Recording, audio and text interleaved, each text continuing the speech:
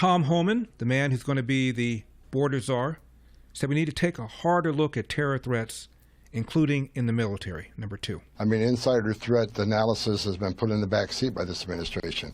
We got 2 people who served in the military that were that committed these terrorist acts. We need to really dig down into insider threat in our military and our federal service, whether it's the FBI, whether it's other agencies, whether it's the military. Insider threat's a big issue, especially in our industry that has infrastructure responsibilities. We need to drill down and find out about this inspiration and what insider threat is currently in the United States government, military, and in the United States government service, and address them right away. We got to address insider threat. We have to. Meanwhile, over on MSNBC Hee Haw, which I watch so you don't have to, Joy Reid refers to America as the most violent, non-war-torn country on earth. It is not. And she says crime is actually down in America year to year, number 3.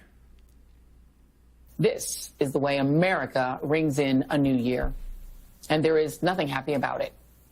In the wake of the New Orleans attack, the Sugar Bowl was postponed and rescheduled for today. Notre Dame and Georgia faced off this afternoon at the New Orleans Superdome in the final college football playoff quarterfinal. The flags outside the Superdome flew at half-staff. How quickly life goes on, because life must go on. But also, were those spectators and workers safe? The thing is, crime is actually down in America year over year. But it doesn't feel safe in this, the most violent, non-war-torn country on earth.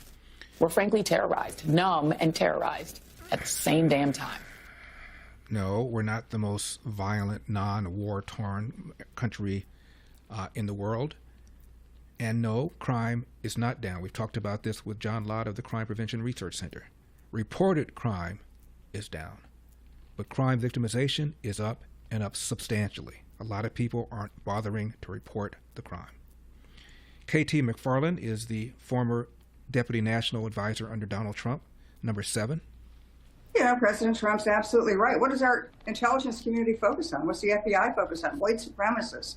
Housewives going to school board meetings. They're not focused on keeping the American people safe. They've taken their eye off the ball. They're focused on DEI. That's where they put their resources. That's where they put their attention. That's where they put their focus. What fell out at the bottom? Looking and protecting the American citizens. These are all American citizens, these 2 alleged attackers. We don't even know about the people who've sneaked across the border and what their objectives are. It's got to be a refocus because more and more Americans are going to die. President Trump is right. We've got to focus on the national security of this country, put American security first, and not be totally distracted by all these other agendas that the far left and the woke Democrats have been pushing.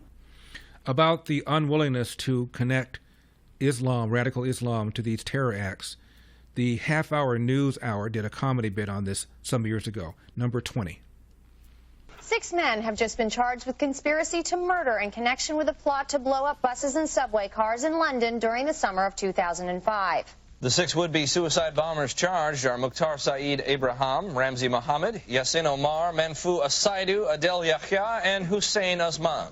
Since their capture, the big question for Scotland Yard has been, what exactly is it that links these 6 individuals? What common denominator motivated this seemingly random group of young men?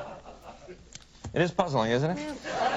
But here to help us untangle this mystery, please welcome international terrorism expert Dr. Franklin Robertson. Welcome, Doctor. Thanks. Thank you. Good to be here. I got to tell you, you know what this case reminds me of, Doc? A more successful bombing attack in London during July of 2005. You mean the suicide bombings carried out by Mohammed Sadiq Khan, Shazir Tanwir, Abdullah Shazid Jamal, and Hasbib Hussein, Kurt? I believe that was them, yes. Now, weren't the 2 cases kind of similar? Similar. In what way? I don't know. Maybe both involved buses, subways, suicide bombers? Kurt, it's tempting to try to concoct these conspiracy theories to explain these incidents, but most of those just don't hold water. But, I mean, it could be a conspiracy, couldn't it? I mean, like last August when 10 people were arrested in London for trying to blow up those U.S.-bound airplanes. Yes. You mean Ahmad, Abdullah Ali, Tanvir Hussein, Umar Islam, Arafat Wahid Khan, Assad Ali Sowar, Adam Khatib, Ibrahim Savant, Wahid Zaman, Qasar Ali, and Moran Hussein? It does sound like that, yeah. But, Doctor, you can't tell me those guys didn't have anything in common, I mean, besides a desire to blow things up? Well, if you say so, Kurt, and what might that be? Okay, well, let's see. Were they all young males? No, one was a woman. All right, that's a dead end. Okay, well, how about this? Were they all from the same hometown? No, they were all from different London suburbs. Not so easy, is it, Kurt? No. Did any of them have eating disorders? Those can make you crazy. Okay. Yeah, you're right. Now, funny you should ask that because we just learned that none of them would eat pork. Still don't know what that means yet, but... Okay. Well, how about this? Were they all going by their original names? No. Kurt, Umar Islam was born Brian Young, but he changed his name after he converted. Converted? To what? Islam. Oh, geez, another dead end. Everybody knows Islam is a religion of peace. Yeah, so that doesn't work. Oh, look, we've spent thousands of hours studying this, and frankly, we're stumped.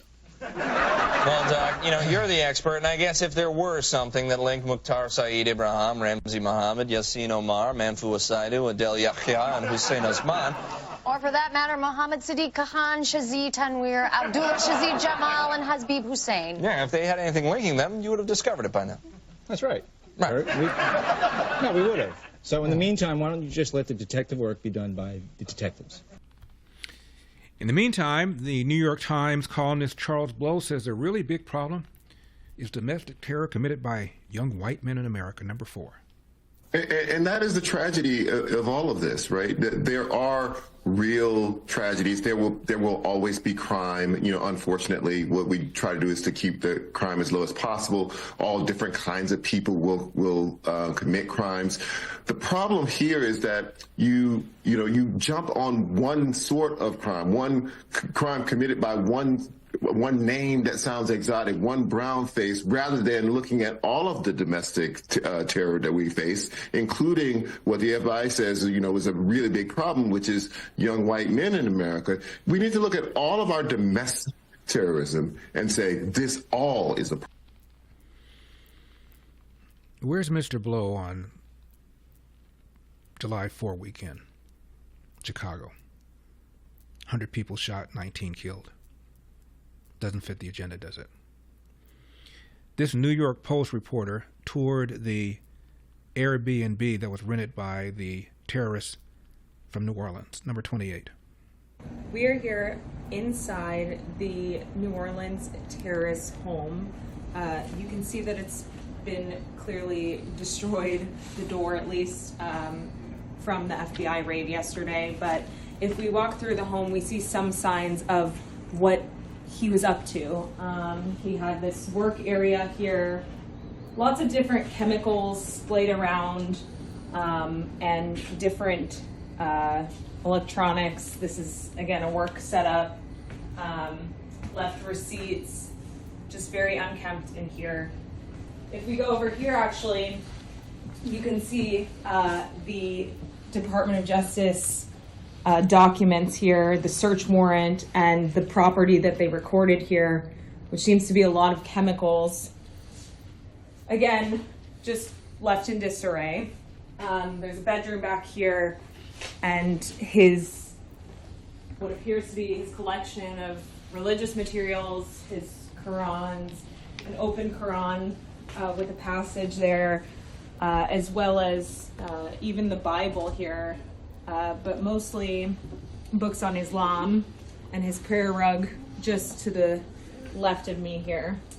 And if we go back, there's another bedroom here. You can see he left all these belongings, contact lenses, personal belongings, his bathroom.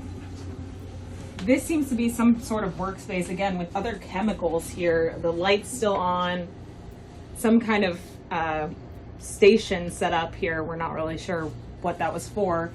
In what we can assume was also a bedroom.